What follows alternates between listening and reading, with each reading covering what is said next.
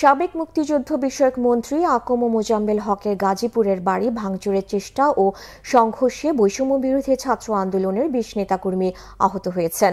ভাঙচুর লুটপাট ঠেকাতে গিয়ে তারা আওয়ামী লীগ, ছাত্রলীগ এবং যুবলীগের হামলার শিকার হয়েছেন বলে জানানো হয়েছে বৈষম্য বিরোধীদের পক্ষ থেকে।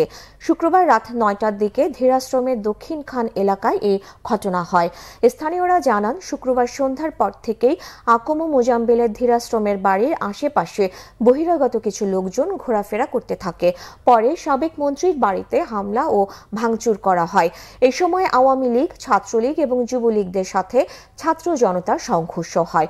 এতে আহত হন ২০ ছাত্রনেতা। রাতেই তাদেরকে দেখতে হাসপাতালে যান বৈষম্য বিরোধী ছাত্র আন্দোলনের কেন্দ্রীয় সমন্বয়ক হাসনাত আবদুল্লাহ ও সার্জিস আলম। কিছুক্ষণ আগে আহতদের খোঁজ খবর নিতে হাসপাতালে গেছেন স্বরাষ্ট্র উপদেষ্টা জাহাঙ্গীর আলম চৌধুরীও।